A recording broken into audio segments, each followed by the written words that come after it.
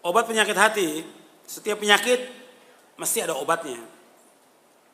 Dan Allah yang menurunkan penyakit, Allah juga yang menurunkan obatnya. Hati yang sakit masih dapat diobati. Di antara obat penyakit hati, yang pertama mentauhidkan Allah, menjauhkan syirik.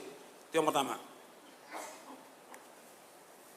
Yang kedua, dan ini harus kita terus berusaha bagaimana memperbaiki hati kita. Di awal saya jelaskan bagaimana pentingnya hati. Bahwa kalau hati ini baik, seluruh tubuh kita akan baik. Kalau hati jelek, seluruh tubuh akan jelek. Nabi bersabda, "Ala inna fil jasad mudghatan idza salahat salaha jasadu kullu wa idza fasadat fasada al jasadu kullu ala wa yal qalbu." Kata Nabi, dalam tubuh manusia ada segumpal daging. Kalau daging ini baik, baik seluruh tubuhnya. Kalau daging ini jelek, jelek seluruh tubuhnya. Segumpal daging itulah hati. Makanya harus kita perbaiki. Hati ini perbaiki. Kalau kita lihat orang-orang yang tamak pada dunia, hatinya rusak mereka. Rusak. Makanya kalau kita lihat rusaknya umat yang ada ini, ya karena mereka tidak yakin kepada akhirat dan tamak kepada dunia. Tidak tamak. Mereka tidak yakin kepada akhirat dan tamak kepada dunia. Rusak mereka. Sedangkan generasi yang pertama, mereka itu baik. Kenapa? Yakin kepada akhirat. Yakin mereka kepada akhirat. Dan enggak menganggap apa dengan dunia ini. Zuhud mereka pada dunia. Maka mereka adalah baik, orang-orang yang baik. Makanya kita harus perbaiki ibadah kita harus perbaiki, hati kita perbaiki. Jadi setiap kita ngaji ini coba kita perbaiki hati kita. Hati kita ini harus kita bersihkan. Harus kita bersihkan. Sebab orang yang membersihkan hatinya orang yang sukses. Qad aflaha man zakkaha wa qad khaba man dassaha. Sungguh bahagia, beruntung, sukses orang yang membersihkan hatinya.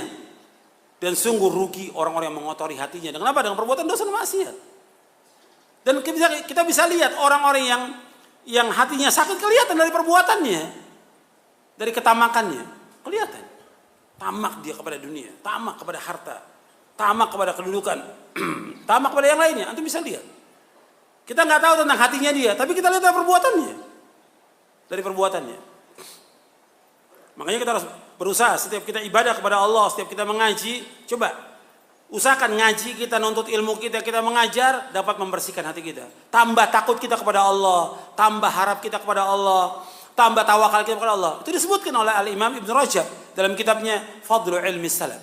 Beliau Ibn Rajab rahimahullah menyebutkan bahwa di antara ilmu yang bermanfaat, tandanya ilmu itu tambah takut dia kepada Allah, tambah harap dia kepada Allah, tambah yakin dia kepada Allah, tambah tawakal dia kepada Allah, tambah dia cinta kepada Allah dan yang lainnya.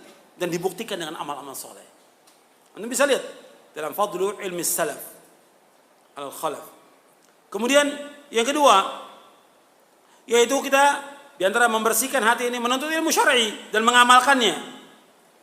Maka kita harus terus menuntut ilmu. Dan setiap kita menuntut ilmu kita introspeksi. Sebab ada juga orang yang ngaji nggak manfaat ilmunya. Ngaji bertahun-tahun nggak berusaha dia untuk memahami apa yang dikaji. Nggak berusaha untuk mengamalkan, nggak ada manfaat ngaji yang seperti itu. Makanya setiap ngaji itu berusaha introspeksi. Bagaimana saya ngaji ini, tambah nggak ilmu saya? Saya udah mengamalkan atau belum? Coba saya berusaha untuk membersihkan hati saya. Harus. Sebab dia harus menyadari bahwa dirinya banyak kurang, dirinya banyak dosa, hatinya kotor, dia harus bersihkan. Begitu orang yang beriman, mestinya seperti itu. Sebab kalau penyakit hati, saya ambil contoh umumnya. Ini juga penjelasan Ibnu Qayyim di buku ini, di Idatus Sabirin wa Dzarrus Syakin. Ada orang yang punya penyakit hati bakhil umumnya. Contohnya bakhil. Ya. Bakhil itu pelit, kikir, kedekut. Itu pelit. Itu bakhil. Ya. Ya, kalau disebut bakhil, nggak akan bertemu antara iman dengan bakhil, nggak ketemu kata Nabi. La yajtami'u syuh wal imanu fi qalbi 'abdin abada, kata Nabi. Dia akan bertemu antara iman dengan kebakhilan dalam hati seorang mukmin selamanya, kata Nabi. Maka ada orang yang beriman, mesti nggak ada kebakhilan. Tapi kita lihat kata Ibnu Qayyim, ada orang yang bakhil. Meskipun dia sholat 1000 rakaat nggak hilang bakhilnya, kata Ibnu Qayyim. Karena apa? Sholat nggak bisa menghilangkan, kecuali dia menyadari saya ini bakhil. Saya harus bersihkan hati saya. Dengan apa? Banyak sedekah, banyak infak, memberikan kepada orang. Menyadari itu. Makanya kita juga begitu nuntut ilmu. Kita harus memahami apa yang disampaikan. Sebab kata Imam Bukhari dalam sahihnya di Kitabul Ilmi, al-ilmu al-fahmu. Ilmu itu faham. Ilmu itu faham. Maka Nabi bersabda, "Man yuridillahu bi khairan yufaqihu fid din." Barang siapa yang dikehendaki Allah kebaikan padanya, diberikan pemahaman tentang agama. Hadis sahih dari Bukhari Muslim dari sahabat Muawiyah radhiyallahu anhu. Muawiyah bin Abi Sufyan radhiyallahu anhu. Dan untuk perhatikan bahwa kita setiap ngaji, setiap ilmu harus bertambah iman kita, bertambah ilmu kita. Jangan cuma ngaji begitu aja, tapi tetap aja tamak pada dunia, tamak kepada harta. Nggak ada manfaatnya pengajiannya itu. Mesti berusaha kita membersihkan hati kita setiap kita ngaji. Ilmu ini harus diamalkan. Dan kita berusaha bagaimana kajian-kajian ini menambah iman kita kepada Allah, menambah takut kita kepada Allah, menambah baik hubungan kita dengan Allah, dan menambah baik hubungan kita dengan manusia, terutama orang tua kita, istri kita, anak kita. Itu harus baik hubungan kita dengan mereka. Kemudian yang ketiga, diantara kiat untuk obat penyakit hati, yaitu menjauhkan diri dari perbuatan dosa dan maksiat. Dan ini panjang pembicaraannya tentang dosa dan maksiat. Saya anjurkan antum baca buku Ad-Da' wa Dawa karya Ibnu Qayyim, dan sudah diterjemahkan bahasa Indonesia. Ad-Da' wa Dawa, bagus sekali itu. Penjelasan Ibnu Qayyim tentang penyakit dan obatnya. Antum baca buku itu, bagus sekali. Ad-Da' wa Dawa, penyakit dan obatnya. Kemudian yang keempat, untuk membersihkan hati ini, berzikir dan istighfar. Kita harus terus berzikir kepada Allah Taala siang dan malam, sebab Allah menyuruh kita, ya ayyuhalladzina amanu dzkurullaha dzikran katsira wasabbihuhu bukratan wa asila. Wahai yang beriman, berzikirlah kepada Allah dengan zikir yang banyak, bertasbih kepada pagi dan petang. Zikir setiap waktu, setiap keadaan berzikir. Jangan tinggal itu. Di mana keadaan kita? Di mobil, duduk, zikir kepada Allah. Di tempat majelis taklim, zikir kepada Allah. Kita naik motor, zikir. Kita bawa mobil, zikir. Hatta antum lagi parkirin panitia ini, zikir kepada Allah. Zikir jangan tinggal. Sebanyak-banyaknya akan menghidupkan hati. Ingat kepada Allah Subhanahu wa taala, dan istighfar, banyak minta ampun kepada Allah Subhanahu wa taala atas semua dosa. Dan orang yang banyak berzikir, hatinya akan tenang. Alladzina amanu wa tatma'innu qulubuhum bidzikrillah. Ala bidzikrillah tatma'innul qulub. Orang-orang beriman dan hati mereka tenang dengan zikir kepada Allah. Ketahuilah dengan zikir kepada Allah hati akan tenang. Tenang kita dengan banyak berzikir kepada Allah. Hadis ayat ini dalam surah Ar-Ra'd ayat 28. Kemudian istighfar, banyak istighfar. Setiap waktu istighfar. Yang paling baik waktunya istighfar di waktu sahur menjelang subuh. Wabil asharihum yastaghfirun. Di waktu sahur mereka istighfar. Nabi lakukan demikian sallallahu alaihi wasallam 100 kali. Astagfirullah, astagfirullah 100 kali. Atau astagfirullahaladzim, atau juga astagfirullahaladzim alladzi la ilaha illa huwal hayyul qayyum wa atubu ilaih. 100 kali kita baca. Nabi dalam sehari istighfar dan taubat kepada Allah 100 kali. Itu kita lakukan. Banyakkan istighfar kepada Allah. Dan setan itu akan kalah dengan kita banyak zikir dan istighfar. Kalah dia. Dengan banyak zikir, istighfar kalah. Makanya Nabi memberikan perumpamaan, zikir ini seperti benteng yang kokoh. Nabi memberikan perumpamaan, setan itu mengejar. Jadi musuh itu mengejar kita. Kemudian kita masuk ke benteng yang kokoh, musuh nggak akan bisa masuk. Zikir ini kata Rasulullah seperti benteng yang kokoh. Setan nggak akan bisa masuk ke dalam hati kita dengan kita banyak berzikir kepada Allah Subhanahu wa taala dan banyak istighfar kepada Allah. Kemudian yang kelima, membaca Al-Qur'an setiap hari. Jangan tinggal ini. Tiap hari baca Quran, tiap hari. Nabi bersabda SAW, "Iqra'ul Qur'an, fa innahu ya'ti yaumal qiyamati syafi'an li ashabihi." Bacalah Quran, karena Al-Quran memberikan syafaat kepada orang yang membacanya pada hari kiamat. Kita harus baca Al-Quran, terutama surah apa? Al-Baqarah. Al-Quran tetap kita baca, Al-Baqarah juga kita baca. Artinya surah yang lain juga kita baca. Al-Baqarah tiap hari juga kita baca. Kata Nabi SAW dalam hadis yang sahih yang diriwayatkan oleh Imam Muslim, "La taj'alu buyutakum maqabira, inna syaitana yanfiru minal baiti alladhi tuqra'u fi suratul Baqarah." Dan kamu jadikan rumah kamu seperti kuburan, sesungguhnya setan lari dari rumah yang dibacakan surah Al-Baqarah. Baca Al-Baqarah tiap hari. Setan akan lari dari rumah yang dibacakan surah Al-Baqarah. Jadi, tiap hari seorang muslim harus baca Quran. Itu ingat itu. Jadikan jadwal rutin. Pagi baca, siang baca, sore baca, malam baca. Kalau nggak mampu itu pagi pada subuh baca, yang kedua pada maghrib baca. Antum baca, istri antum baca, anak antum. Tiap hari, perhatikan itu. Jadi pulang kerja, jam 4 udah pulang kerja. Jangan pakai lembur. Nggak ada lembur. Jam 4 sudah pulang, antum mandi, antum baca zikir sore. Duduk sampai maghrib. Pada maghrib kumpul dengan istri. Antum baca, istri baca, anak. Tiap hari seperti itu. Nikmat rumah tangga yang seperti itu. Nikmat. Dan ini yang diajarkan oleh para ulama salaf seperti itu. Pagi mungkin gak sempat karena kita mau kerja, mau dagang, si ibu juga sibuk, anaknya mau sekolah, bikin sarapan, sebentar dibaca, berapa ayat baca. Kemudian nanti kalau kita waktu pada asar luang, samping zikir, baca lagi, murojaah. Kalau antum bisa menghafal, antum hafalkan 1 ayat. Saya minta pada yang hadir ini 1 ayat. Nggak banyak, 1 ayat 1 hari, 1 ayat. Nggak bisa 1 hari, 1 minggu 1 ayat masa nggak bisa? 1 pekan 1 ayat masa nggak bisa? Coba antum usahakan untuk hafal. 1 pekan 1 ayat.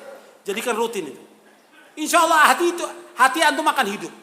Dengan Quran ini akan hidup. Akrab kita dengan Quran. Sebagaimana para ulama salaf akrab dengan Quran. Kalau sekarang kan cuma label doang. Ya, label salaf, baca Quran nggak pernah. Nggak bisa baca Quran. Suruh ini apa? Nggak tahu Ustaz. Apa ini? Ini apa ya begini ya? Muter gini ya? Nggak tahu Ustaz. Ini wow. Gitu. Nggak ngerti kenapa? Ya salaf, nggak tahu baca Quran nggak tahu. Ini juga mungkin yang ngaji dia nggak bisa baca Quran. Antum belajar, jangan tunda hari ini belajar. Nggak ada istilah terlambat. Dulu para ulama ada umur 50 tahun masuk Islam, belajar sampai dihafal Quran. Umur 50 tahun baru masuk Islam. Nggak ada istilah terlambat dalam Islam. Tidak ada terlambat. Sekarang perbaiki. Nggak bisa baca Quran, sekarang baca Quran. Sekarang belajar, cari guru, datangi ke masjid. Datang, nggak ada istilah malu, nggak ada malu dalam kebaikan, nggak ada malu, nggak ada nuntut ilmu malu, nggak boleh, bukan pada tempatnya.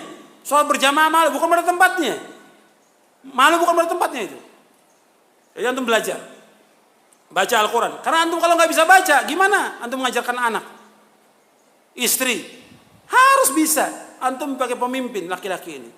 Dan kita wajib menjaga diri kita dan keluarga kita. Kenapa? Ya ayyuhalladzina amanu qu anfusakum wa ahlikum nara. Wahai yang beriman, jaga diri kamu dan keluarga kamu dari api neraka. Mulai sekarang antum harus bisa baca Al-Quran dan lancar bacanya. Dan harus berusaha di samping baca, menghafal. Yang keenam, untuk membersihkan hati kita, taubat kepada Allah. Setiap hari bertaubat. Nabi bertaubat kepada Allah 100 kali. Dan Nabi juga membaca Rabbighfirli wa tub alayya innaka antat tawwabul ghafur. Rabbighfirli wa tub alayya innaka antat tawwabul ghafur. Ini bacaan ini antum bisa baca setelah selesai sholat duha. Nabi selesai sholat duha baca ini. Sebagian diriwayatkan oleh Imam An-Nasai dalam kitabnya Sunan Al-Kubra dan sahih riwayatnya. Sahih riwayatnya.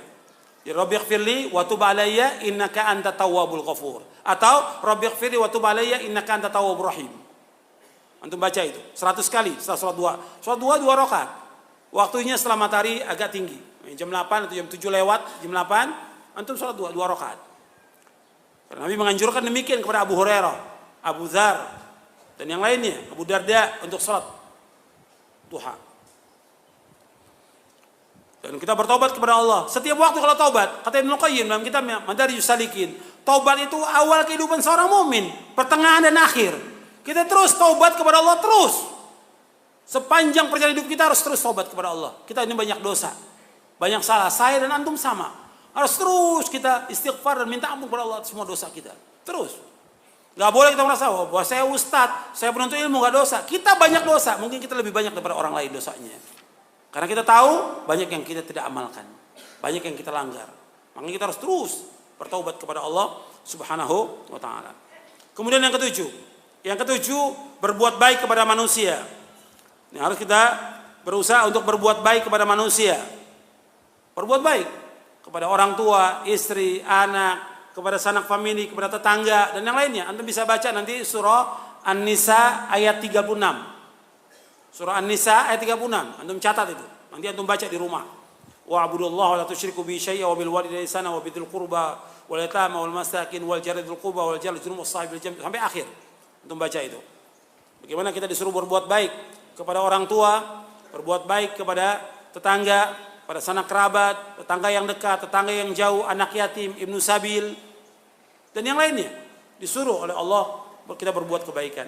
Dan orang yang sering berbuat kebaikan, banyak menolong orang, banyak sedekah, karena Allah adalah orang yang paling lapang hatinya. Orang yang banyak sedekah, banyak memberi kepada orang, hatinya lapang dia. Hilang itu, kotoran-kotoran hati itu akan hilang darinya. Karena dia terus untuk berbuat baik. Dan dia adalah orang yang bermanfaat. Kata Nabi, khairun nas anfa'uhum linnas. Sebaik-baik manusia yang bermanfaat buat manusia yang lainnya. Kita harus menjadi orang yang bermanfaat. Jangan jadi beban. Saya ingat kepada antum semuanya. Jangan jadi beban. Jangan jadi beban buat orang tua kita. Jangan jadi beban buat yang lain. Kita harus jadi orang yang bermanfaat. Bermanfaat buat orang tua kita. Bermanfaat buat istri kita. Bermanfaat buat anak kita. Bermanfaat bagi keluarga. Bermanfaat buat kaum muslimin. Kita harus jadi orang yang bermanfaat. Jangan jadi beban buat manusia, jangan. Kemudian selanjutnya, yang kedelapan, membuang berbagai macam kotoran hati. Kita harus buang ini, semua kotoran-kotoran hati, ya, seperti cinta dunia, ketamakan, kesombongan, ujub, bangga diri, dikuasai hawa nafsu, hasad, dengki, iri, bakhil, pelit, kikir, kedekut. Sifat nifak, sifat riya, sifat sum'ah, senang pamer, sifat pengecut, sifat curang, tidak jujur. Ini semua penyakit hati yang harus dihilangkan. Dan kita harus menghilangkan. Makanya Nabi SAW di awal dakwah Nabi, Allah turunkan ayat, wa thiyabaka fatahhir. Ya ayyuhal mudaththir sampai akhir, wa thiyabaka fatahhir. Dan bajumu kamu bersihkan. Maksudnya, kata para mufassirin, bajumu kamu bersihkan, maksudnya hendaknya hatimu kamu bersihkan dari noda-noda syirik. Karena belum ada kewajiban sholat. Belum ada kewajiban sholat yang 5 waktu, belum ada. Kewajiban sholat 5 waktu ketika 3 tahun Nabi menjelang hijrah ke Madinah. Jadi bersihkan hati kita. Kata para mufassirin tentang ayat ini, wa thiyabaka fatahhir, maknanya ada 5. Yang pertama, bersihkan hatimu dari kotoran syirik, riya, cinta dunia, ketamakan, bersihkan. Yang kedua, bersihkan akhlakmu dari akhlak yang jelek kepada akhlak yang baik. Yang ketiga, bersihkan amalmu. Jadi amal-amal ini harus kita bersihkan dari yang gak sesuai dengan sunnah Nabi SAW. Yang keempat, yaitu kita harus bersihkan baju kita. Karena kita akan sholat. Sholat itu harus bersih dari najis. Baju kita, pakaian kita harus bersih dari najis. Wa thiyabaka fatahhir. Yang kelima, maknanya wa thiyabaka faqassir. Kata Imam Tawus, bajumu kamu bersihkan maksudnya artinya kamu potong. Yang laki-laki nggak boleh kainnya, celananya, bajunya lebih dari mata kaki, nggak boleh. Harus di atas mata kaki yang laki-laki. Wa thiyabaka faqassir. Itu disebutkan oleh Imam Al-Baghawi dalam tafsirnya. Bersihkan. Maksudnya laki-laki nggak boleh lebih dari mata kaki. Dia harus berusaha untuk di atas mata kaki kainnya. Jadi yang ke-8 ini harus bersihkan kotor-kotor hati. Yang ke-9, menyibukkan diri dengan hal yang bermanfaat. Menyibukkan diri dengan hal yang bermanfaat. Makanya kita harus lakukan hal-hal yang bermanfaat. Kata Nabi SAW, al-mu'minul qawiyyu khairun wa habbu ilallahi minal mu'minid dha'if. Wa fi kullin khairun ihris ala ma yanfa'uka wasta'in billah wa la ta'jaz. Sampai akhir hadis. Hadis ini sahih Muslim. Kata Nabi SAW, mukmin yang kuat lebih baik dan lebih dicintai Allah daripada mukmin yang lemah. Pada keduanya kebaikan, berkemauan keraslah kepada apa yang bermanfaat bagi kamu. Minta tolong kepada Allah, jangan lemah. Jadi kita harus terus berusaha kepada yang bermanfaat hidup ini. Setiap hari harus kita lakukan apa yang bermanfaat. Sholat manfaat, sholat sunat bermanfaat, sholat tahajud bermanfaat, sholat duha bermanfaat. Kemudian membaca Quran bermanfaat, nuntut ilmu bermanfaat. Berbuat baik pada orang tua bermanfaat, menolong istri bermanfaat, menolong orang yang susah bermanfaat. Lakukan semua yang bermanfaat itu. Baca kitab-kitab para ulama salaf, buku-buku yang mengajar, berdakwah, lakukan semuanya. Ihris ala ma yanfa'uka wasta'in billah wala ta'jaz. Lakukan, berkemauan keras kepada yang bermanfaat bagi kamu, minta tolong kepada Allah, jangan lemah. Dan berbuat kebaikan terus, nggak boleh lemah kita. Kemudian yang ke-10, zuhud terhadap dunia. Ini yang menjadi pembahasan kita, syahid dari pembahasan kita, zuhud terhadap dunia. Kalau hati kita ingin bersih, ingin baik, agama kita juga baik, akal kita juga waras, baik, zuhud pada dunia. Zuhud pada dunia. Nabi yang bersabda, An Abil Abbas Sahal bin Sa'ad As-Sa'id radhiyallahu anhu qala, atan nabiyya sallallahu rajulun faqala ya Rasulullah, dullani ala amalin idza amiltuhu ahabbani Allah wa ahabbani an-nas. Faqala Rasulullah sallallahu izhad fid dunya yuhibbaka Allah wazhad fima fi aidin nas yuhibbaka an-nas. Wazhad fima fi aidin nas yuhibbaka an-nas. Kata Nabi SAW dari Abu Abbas Sahal bin Sa'ad As-Sa'id radhiyallahu anhu, ia berkata, ada seorang datang kepada Nabi SAW, ya Rasulullah, tunjukkan kepadaku amal-amal yang apabila aku lakukan, Allah akan mencintai aku dan manusia mencintai aku. Allah mencintai aku, manusia juga mencintai aku. Kata Rasulullah SAW, izhad fid dunya yuhibbakallah. Kamu zuhud kepada dunia, Allah akan cinta kepada kamu. Wazhad fima fi aidin nas yuhibbakan nas. Dan kamu zuhud kepada apa yang di tangan manusia, maka manusia akan mencintai kamu. Hadis ini hasan, diriwayatkan oleh Ibnu Majah, Al-Hakim. Hadis ini dihasankan oleh Al-Hafidz Al-Iraqi, dihasankan oleh Imam An-Nawawi dalam kitabnya Al-Adhkar. Kemudian juga dihasankan oleh Syekh Al-Albani dalam silsilah hadis as-sahihah dan juga Sahih Jami' as-Shaghir.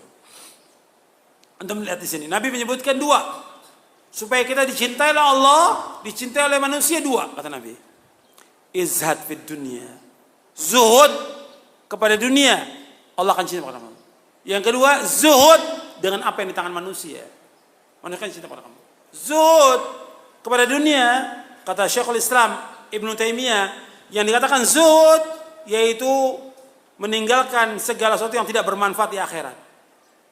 Meninggalkan segala sesuatu yang tidak bermanfaat di akhirat.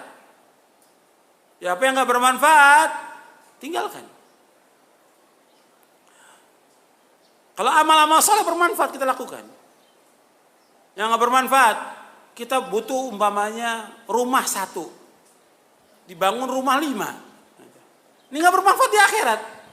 Coba yang rumah 4 ini dikasih orang miskin.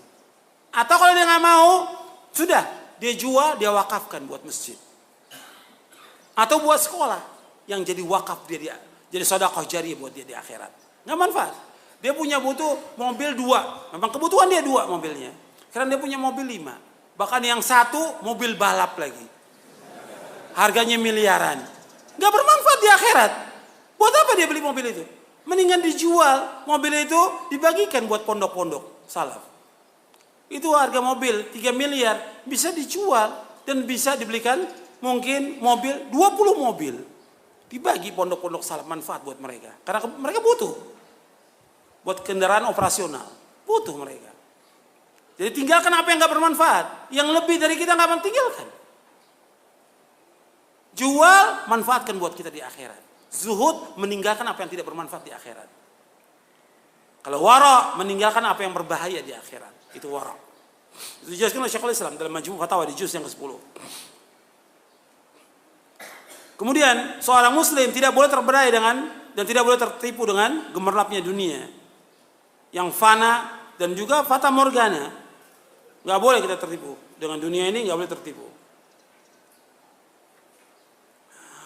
Dan Allah menyebutkan dalam surah Fatir ayat 5, ya ayuhan nas inna wa'dallahi haqq fala taghurrannakumul hayatud dunya wala yughurrannakum billahil gharur. Wahai manusia, sungguh janji Allah itu benar. Jangan kehidupan dunia memperdayakan kamu dan janganlah setan yang pandai menipu memperdayakan kamu tentang Allah SWT. Jadi jangan kita tertipu dengan dunia. Kemudian yang ke-11, kita banyak berdoa kepada Allah. Berdoa agar Allah membersihkan hati kita, agar Allah memberikan petunjuk, ketakwaan, kecukupan kepada kita. Allahumma inni as'alukal huda wat-tuqa wal afafa wal ghina. Allahumma inni as'alukal huda wat-tuqa wal afaf. Ya Allah, aku minta kepada Engkau petunjuk. Wat-tuqa, ketakwaan. Al-afaf, terpelihara diri. Wal ghina, kecukupan. Cukup. Dan kita harus zuhud dengan dunia ini, harus zuhud dengan dunia. Dan untuk lihat baiknya generasi pertama dengan zuhud. Kata Nabi SAW, dari sahabat Abdullah bin Umar, dia memarfukan hadis ini kepada Nabi. Sebagian ulama mengatakan bahwa di sini perkataan Ibnu Umar. Sebagian mengatakan ini marfu sampai ke Rasulullah. Kata Ibnu Umar radhiyallahu anhuma, "Salahu awwali hadhil ummah biz-zuhdi wal yaqin wa halaku akhiriha bil bukhli wal amal." Baiknya generasi yang pertama dari umat ini dengan zuhud dan keyakinan, dan hancurnya atau rusaknya atau binasanya akhir umat ini dengan sebab bakhil, pelit, kikir, kedekut, wal amal, dan panjang angan-angan. Hadis ini hasan diriwayatkan Imam Tabrani dan dihasankan oleh Syekh Al-Albani dalam silsilah hadits as-sahihah di juz yang ke-7. Hadis ini diriwayatkan Imam Tabrani dalam Mu'jam Al-Awsat. Kemudian, ikhwani, azakumullah, yang terakhir yang perlu saya ingatkan, kecintaan manusia kepada harta ini membinasakan. Nabi pernah menunjukkan kepada sahabat dinar dan dirham. Kata Nabi, "Inna hadha dinara wa dirhama ahlaka man kana qablakum wa huma muhlikakum." Kata Nabi, dinar, mata uang emas dan mata uang perak pernah membinasakan orang-orang sebelum kamu, dan keduanya akan membinasakan kamu, kata Rasulullah. Makanya kita wajib hati-hati kepada harta. Bab fitnah yang terbesar masalah uang, masalah harta, kata Nabi. Inna likulli ummatin fitnah wa fitnatu ummati al-mal. Setiap umat ada fitnahnya. Fitnah umatku masalah harta. Anda ingat itu? Fitnah umat ini masalah harta. Yang kedua masalah apa? Wanita. Yang pertama harta, yang kedua wanita. Saya sebutkan harta yang pertama karena dua-duanya cinta kepada harta. Wanita dan laki-laki cinta kepada harta. Yang kedua, fitnah wanita. Laki-laki terfitnah dengan wanita. Kata Nabi, "Ma taraktu ba'di fitnatan hiya adarru 'ala rijali minan nisa." Muttafaqun alaih. Kata Nabi, tidak aku tinggalkan fitnah yang lebih berat bagi laki-laki melainkan wanita. Fitnah harta, fitnah wanita. Maka dalam satu hadis kami sebutkan dua-duanya. Dalam hadis yang sahih yang diriwayatkan oleh Imam Muslim dari sahabat Abu Sa'id Al-Khudri radhiyallahu anhu, Nabi bersabda, "Inna dunya hulwatun khadirah. Wa inna Allaha mustakhlifukum fiha fayanzuru kaifa ta'malun. Fattaqud dunya wattaqun nisa fa inna awwala fitnati bani Israil kanat fin nisa." Kata Rasulullah SAW, sesungguhnya dunia ini indah dan manis. Indah dan manis dunia ini. Menipu manusia, indah dan manis. Tapi akibatnya kata Nabi seperti apa tadi? Seperti kotoran. Dan kalau saya bacakan ayat juga banyak. Nabi menyebutkan tentang dunia ini seperti tanaman yang indah, subur, menyenangkan penanamnya, kemudian hancur. Itu dunia seperti itu. Indah, tapi kemudian hancur setelah itu. Sebentar aja. Dunia ini manis dan indah kata Rasulullah. Dan Allah menjadikan kalian untuk memakmurkan dunia ini. Dan Allah akan lihat bagaimana kalian melaksanakannya di dunia ini. Karena dunia mazratul akhirah, ini bukan hadis. Ya. Dunia ini mazra'ah, ladangnya buat akhirat, untuk kita beramal dunia. Allah akan lihat bagaimana kamu beramal dalamnya. Kemudian kata Nabi, fattaqud dunya wattaqun nisa. Kalian hati-hati kepada dunia. Hati-hati kepada dunia dan hati-hati kepada wanita. Sesungguhnya fitnah pertama kali Bani Israel disebabkan karena wanita. Fitnah. Jadi ikhwani fiddin, azakumullah, kita hati-hati kepada dunia ini. Dunia ini merusak hati kita. Merusak agama kita, lebih merusak daripada serigala. Merusak. Makanya kita dalam hidup ini zuhud kepada dunia ini. Dan kita sekedarnya, yang penting bagaimana kita beribadah kepada Allah. Dan yang perlu diingat, setiap ibadah itu Allah iringi dengan rezeki. Tadi belum saya bawakan. Ya, Anda lihat, ketika Allah menyebutkan wa ma khalaqtul jinna wal insa illa liya'budun, kemudian apa? Siapa yang hafal ayatnya? Ma uridu minhum min rizqin wa ma uridu an yut'imun innallaha huwar razzaqu dzul quwwatil matin. Allah berfirman dalam surah Az-Zariyat ayat 56 sampai 58. Allah berfirman, tidak aku ciptakan jin dan manusia untuk beribadah padaku. Aku nggak minta rezeki dari mereka. Aku nggak minta rezeki. Dan aku nggak minta makan dari mereka. Allah yang memberikan rezeki. Dan Allah itu maha kuat dan maha kokoh. Antum lihat, di sini Allah suruh ibadah, di samping ibadah Allah apa? Sebutkan apa? Tentang rezeki. Itu satu. Saya sebutkan dua. Dalam surah Ali Imran. Ketika disebutkan tentang Maryam. Maryam, dia radhiyallahu anha wa ardaha. Yang termasuk Sayyidah al-Jannah. Dipelihara oleh Nabi Zakaria alaihissalam. Maryam sudah didatangkan oleh ibunya untuk ibadah. Ibadah Maryam di mihrabnya. Nabi Zakaria, kullama dakhala 'alaiha Zakaria al-mihraba wajada 'inda rizqa. Qala ya Maryam anna laki hadha? Qalat huwa min 'indillah. Inna Allah yarzuqu man yasha'u bighairi hisab. Antum perhatikan itu. Setiap Zakaria masuk ke mihrabnya dapat makanan, buah-buahan dan segala macam. Padahal Maryam enggak keluar, ibadah terus kepada Allah. Ditanya oleh Zakaria, dari mana Maryam? Dijawab, min indillah, dari Allah. Allah yarzuqu man yasha' bighairi hisab. Allah memberikan rezeki kepada siapa yang Allah kehendaki dari hambanya tanpa hisab. Perhatikan, ibadah dikasih rezeki oleh Allah. Kemudian sejak itu, setiap melihat Maryam, Nabi Zakaria berdoa. Karena Nabi Zakaria sudah tua nggak punya anak. Hunalika da'a Zakaria Rabbah. Rabbi habli min ladunka dzurriyyatan thayyibah innaka sami'ud du'a. Berdoa, dikasih anak oleh Allah Taala. Diberikan keturunan. Setelah melihat rezeki Allah yang sangat luas, dia nggak putus asa dari rahmat Allah. Meskipun sudah tua, belum punya anak, tetap berdoa kepada Allah, diberikan Yahya yang belum ada nama sebelumnya. Yahya yang ahli ibadah kepada Allah SWT. Seorang nabi. Jadi itu perhatikan di sini bahwa ibadah diberikan rezeki oleh Allah. Enggak usah kita takut. Makanya ketika kita nyuruh istri kita, anak kita sholat, Allah juga menjamin rezeki. Saya sebutkan satu lagi dalam surah Thaha. Wa'mur ahlaka bis salati wastabir 'alaiha la nas'aluka rizqa nahnu narzuquk wal aqibatu lit taqwa. Allah sebutkan dalam surah Thaha ayat 132. Kata Allah SWT, perintahkan keluarga kamu buat sholat. Perintahkan keluargamu untuk sholat. Istri kamu, anak kamu, perintahkan buat sholat. Suruh mereka sholat setiap hari. Kata Allah, kami nggak minta rezeki dari kamu. Kami akan berikan rezeki pada kamu dan akibat yang baik bagi yang takwa.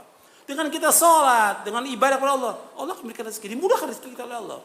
Tapi tetap sebabnya tetap dijalani, mencari nafkah tetap dijalani. Dan kita harus meyakini bahwa apa yang Allah takdirkan buat kita itu yang terbaik buat kita. Tapi rezeki pasti. Sebab seorang nggak akan meninggal dunia sampai jatah rezekinya habis baru dia mati. Baru dia meninggal dunia. Kemudian, ikhwan fillah, azakumullah. Yang antum perhatikan, kalau kita lihat dunia ini nggak akan ada habisnya. Dan terus manusia bersaing dengan dunia. Dan nggak akan cukup mereka. Sampai Nabi bersabda dalam hadis sahih riwayat Bukhari Muslim, "Lau kana lil insani wadiyani labtagha thalith. Lau kana li ibni Adam wadiyani min malin min dhahab labtagha thalithan." Kata Nabi SAW, kalau seandainya anak Adam ini punya 2 lembah harta, 2 lembah emas, apa dia cukup? Enggak, kata Nabi. Dia pengen yang ketiga. Wala yamlau jawf ibni Adam illa turab. Dan enggak ada yang bisa mencukupi perutnya anak Adam kecuali tanah. Kalau sudah tanah mati baru berhenti dia. Enggak ada yang bisa menutup anak Adam kecuali tanah. Maksudnya nafsunya terus sampai sakatil maut. Tanah. Mobil, bukan la ilaha illallah. Yang diingat tanahnya aja sudah. Ya. Terus yang sebutin. Hartanya dia sebutin, ruko. Segala macam disebutin oleh mobilnya dia disebutkan. Bukan la ilaha illallah. Antum bisa lihat. Antum bisa menyaksikan orang seperti itu. Mungkin antum pernah menyaksikan. Jadi begitu akhir hayatnya, bukan disebut la ilaha illallah. Tanah, rumah yang disebutin oleh dia. Itu manusia. Sampai dia mati baru. Udah gak nyebut lagi. Tanah. Udah tutup. Gak nyebut lagi dia. Wala yamla jawf ibni Adam. Wala yamla jawf ibni Adam illa turab. Gak ada yang bisa nutup kecuali tanah. Kalau udah mati baru berhenti dia. Nggak bercita-cita lagi dia pengen punya rumah, tanah, ruko, nggak apa. Karena apa? Udah mati. Kata Nabi, wa yatubullahu ala man tab. Dan Allah akan terima taubat bagi orang yang bertaubat kepada Allah. Hadis sahih riwayat Bukhari dan Muslim.